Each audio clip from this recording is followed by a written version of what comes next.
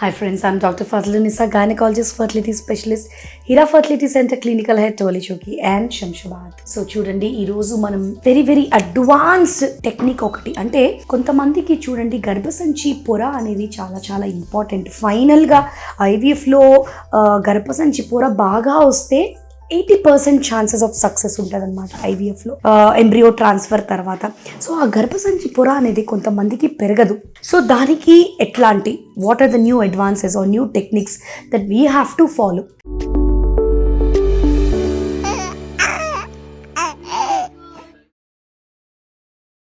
So latest technology వచ్చేసి చూడండి PRP, platelet rich plasma. ఈ ప్లేట్లెట్ రిచ్ ప్లాస్మా అంటే మన బ్లడ్లో నుంచి red blood cells, white blood cells, plasma అన్నీ ఉంటాయి. రెడ్ బ్లడ్ సెల్స్ని సపరేట్ చేసేసి మనం ఓన్లీ వైట్ బ్లడ్ సెల్స్ నుంచి ప్లేట్లెట్ రిచ్ ప్లాస్మా అనేది తీస్తాం. ఈ ప్లేట్లెట్స్ ఏంటి అంటే సపోజ్ హెయిర్లో వేసామనుకోండి, హెయిర్ ఫాలికల్స్ని గ్రో చేస్తాయి. ఓవరీస్లో వేస్తే ఎగ్స్ని గ్రో చేస్తాయి.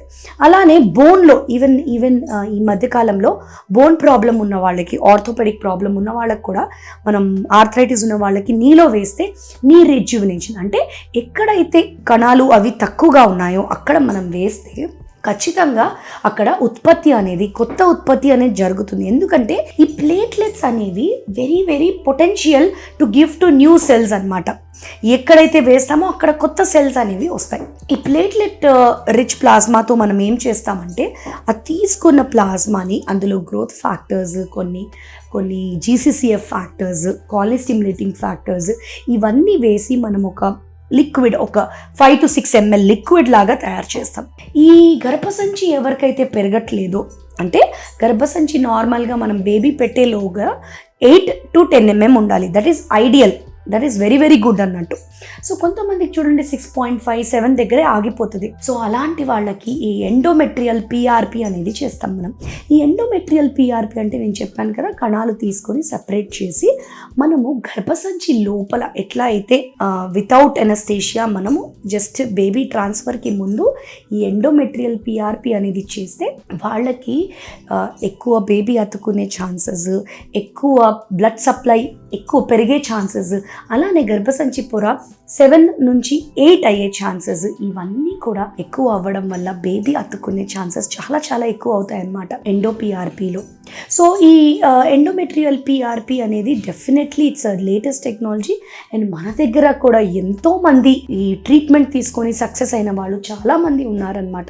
సో పొర ఎవరికైతే సన్నగా ఉందో, పెరగట్లేదో వాళ్ళందరికీ మనం ఎండోమెట్రియల్ PRP అనే ఒక లేటెస్ట్ టెక్నాలజీ తీసుకొని చేస్తాం. కొంతమందికి చూడండి ట్యూబర్క్లోసిస్ వచ్చేసి ఆ ఎండోమెట్రియం అంతా పేల్ అయిపోయి ఉంటుంది. సో వీళ్ళలో ఏం చేస్తామంటే ప్రీవియస్ మంత్ హిస్ట్రోస్కోపీ ద్వారా ఈ ఎండోమెట్రియం PRP ఏదైతే ఉందో దాన్ని మనం గర్భసంచి లోపల ఇంజెక్షన్ లాగా వేస్తామంటే చాలా తక్కువ ఉన్న పొరని 6 mm అంటే 6 mm ఉన్న పొరని కూడా మనం పెంచుకోవచ్చు. సో ఒక లేడీకి లాస్ట్ మంత్ 6 mm కంటే ఎక్కువ పెరగలేదు. సో ఆమెకి ఎండోమెట్రియల్ PRP చేసిన తర్వాత ఈ నెల మెడిసిన్స్ అన్ని పెట్టి, అంటే నార్మల్గా ఈస్ట్రాజెల్ ఇవన్నీ కూడా ఇస్తాం మనం గర్భసంచి పొర పెరగడానికి.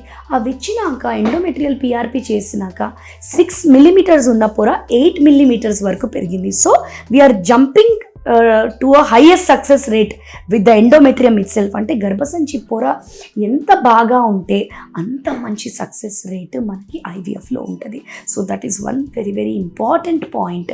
సో ఈ గర్భసంచి పొర పెరగడానికి మనం ఖచ్చితంగా ఈ లేటెస్ట్ టెక్నాలజీ ఎండోమెట్రియల్ PRP అనేది ట్రై చేసి చాలామందికి కూడా సక్సెస్ ఇచ్చాము. ఎంతోమందికి చాలా థిన్ ఎండోమెట్రియం ఉన్న వాళ్ళకి కూడా ఈ ప్రొసీజర్ వల్ల చాలా అడ్వాంటేజ్ అయింది. సో ఈ ప్రొసీజర్ ఇటువంటి ఎన్నో లేటెస్ట్ టెక్నాలజీస్ మన దగ్గర ఉన్నాయి కాబట్టి please like, share and subscribe Heera fertility. Information తెలియని వాళ్ళకి పాస్ ఆన్ చేయండి.